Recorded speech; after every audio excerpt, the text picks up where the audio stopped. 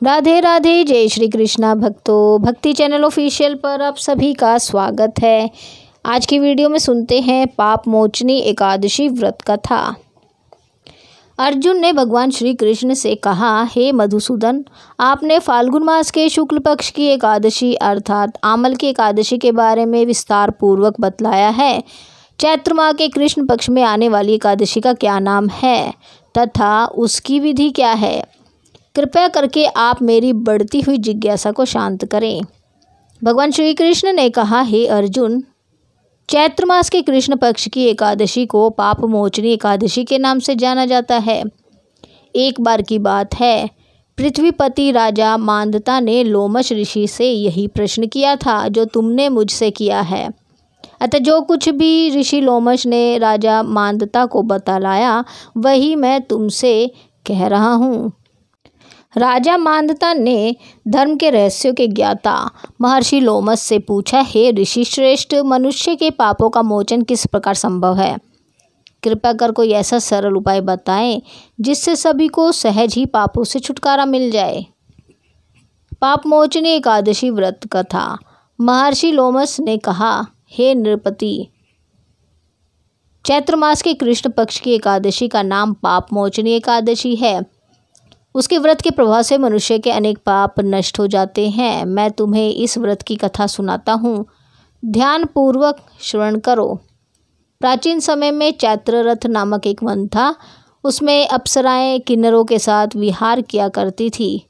वहाँ सदैव वसंत का मौसम रहता था, अर्थात उस जगह सदा नाना प्रकार के पुष्प खिले रहते थे। कभी गंधर्व कन्याएं विहार किया करती थी, कभी देवेंद्र अन्य देवताओं के साथ क्रीड़ा किया करते थे। उसी वन में मेधावी नाम के एक ऋषि भी तपस्या में लीन रहते थे। वे शिव भक्त थे। एक दिन मंजू घोषा नामक एक अप्सरा ने उनको मोहित कर उनकी निकटता का लाभ उठाने की चेष्टा की। इसलिए वह कुछ दूरी पर बैठ वीणा बजाकर मधुर स्वर में गाने लगी। उसी समय शिव भक्त महर्षि मेधावी को कामदेव भी जीतने का प्रयास करने लगे। कामदेव ने उस सुंदर अप्सरा के भ्रू का धनुष उड़ाया, कटाक्ष को उसकी प्रत्यंचा बनाई और उसके नेत्रों को मंजू घोषा अप्सरा का सेनापति बनाया। इस तरह कामदेव अपने शत्रु भक्त को जीतने को तैयार हुआ। उस समय महर्षि मेधावी भी युवावस्था में थे और काफ़ी हष्टपुष्ट थे। उन्होंने यज्ञोपवीत तथा दंड धारण कर रखा था। वे दूसरे कामदेव के समान प्रतीत हो रहे थे। उस मुनि को देखकर कामदेव के वश में हुई मंजू घोषा ने धीरे धीरे मधुरवाणी से वीणा का गायन शुरू किया तो महर्षि मेधावी भी मंजू घोषा के मधुर स्वर गाने पर तथा उसके सौंदर्य पर मोहित हो गए। वह अप्सरा मेधावी मुनि को कामदेव से पीड़ित जानकर उनसे आलिंगन करने लगी। महर्षि मेधावी उसकी सौंदर्य पर मोहित होकर शिव रहस्य को भूलकर काम के वशीभूत होकर उसके साथ रमण करने लगे। काम के वशीभूत होने के कारण मुनि को उस दिन समय का कुछ भी ज्ञान ना रहा। तत्पश्चात मंजू घोषा उस मुनि से बोली, हे ऋषिवर, अब मुझे बहुत समय हो गया है, अतः स्वर्ग जाने की आज्ञा दीजिए।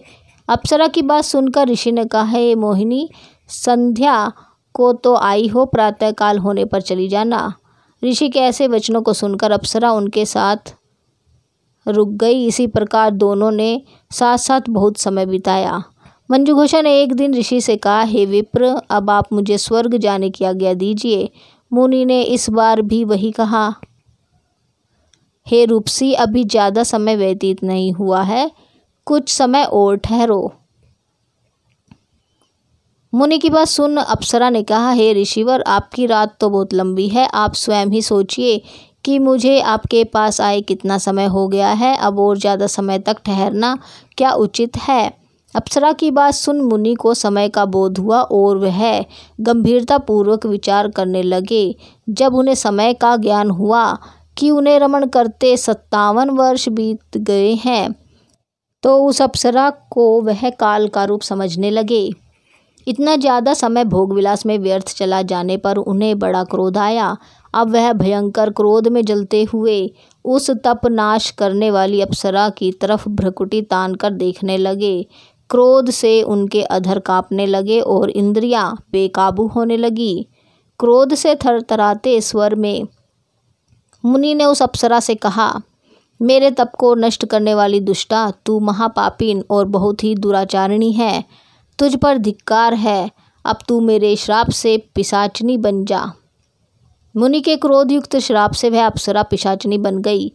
यह देख वह व्यतीत होकर बोली, हे ऋषिवर, अब मुझ पर क्रोध त्याग कर प्रसन्न होइए और कृपा करके बताइए कि इस शाप का निवारण किस प्रकार होगा। विद्वानों ने कहा, साधुओं की संगत अच्छा फल देने वाली होती है और आपके साथ तो मेरे बहुत वर्ष व्यतीत हुए हैं। अतः अब आप मुझ पर प्रसन्न हो जाइए, अन्यथा लोग कहेंगे कि एक पुण्य आत्मा के साथ रहने पर मंजुघोषा को पिशाचनी बनना पड़ा। मंजुघोषा की बात सुनकर मुनि को अपने क्रोध पर अत्यंत ग्लानि हुई, साथ ही अपनी अपकीर्ति का भय भी हुआ। अतः पिशाचनी बनी मंजुघोषा से मुनि ने कहा, तूने मेरा बड़ा बुरा किया है, किंतु फिर भी मैं तुझे इस श्राप से मुक्ति का उपाय बतलाता हूँ। चैत्र मास के कृष्ण पक्ष की जो एकादशी है उसका नाम पाप मोचनी है। उस एकादशी का उपवास करने से तेरी पिशाचनी की देह से मुक्ति हो जाएगी। ऐसा कहकर मुनि ने उसको व्रत का सब विधान समझा दिया। फिर अपने पापों का प्रायश्चित करने के लिए वे अपने पिता च्यवन ऋषि के पास गए। च्यवन ऋषि ने अपने पुत्र मेधावी को देखकर कहा, हे पुत्र, ऐसा क्या किया है तूने कि तेरे सभी तप नष्ट हो गए हैं, जिससे तुम्हारा समस्त तेज मलिन हो गया है। मेधावी मुनि ने लज्जा से अपना सिर झुकाकर कहा, पिताश्री, मैंने एक अप्सरा से रमण करके बहुत बड़ा पाप किया है। इसी पाप के कारण संभवतः मेरा सारा तेज और मेरे तप नष्ट हो गए हैं। कृपया करके आप इस पाप से छूटने का उपाय बतलाइए। ऋषि ने कहा, हे पुत्र, तुम चैत्र माह के कृष्ण पक्ष की पाप मोचनी एकादशी का विधि तथा भक्ति पूर्वक उपवास करो, इससे तुम्हारे सभी पाप नष्ट हो जाएंगे। अपने पिता च्यवन ऋषि के वचनों को सुनकर मेधावी मुनि ने पाप मोचनी एकादशी का विधि पूर्वक व्रत किया। उसके प्रभाव से उनके सभी पाप नष्ट हो गए। मंजुघोषा अप्सरा भी पाप मोचनी एकादशी का उपवास करने से पिशाचिनी की देह से छूट गई और पुनः अपना सुंदर रूप धारण कर स्वर्गलोक चली गई। लोमश मुनि ने कहा, हे राजन, इस पाप मोचनी एकादशी के प्रभाव से समस्त पाप नष्ट हो जाते हैं। इस एकादशी की कथा के श्रवण व पठन से 1000 गोदान करने का फल प्राप्त होता है। इस उपवास के करने से ब्रह्म हत्या करने वाले, स्वर्ण चुराने वाले, मद्यपान करने वाले, अगम्यागमन करने वाले आदि भयंकर पाप भी नष्ट हो जाते हैं और अंत में स्वर्गलोक की प्राप्ति होती है।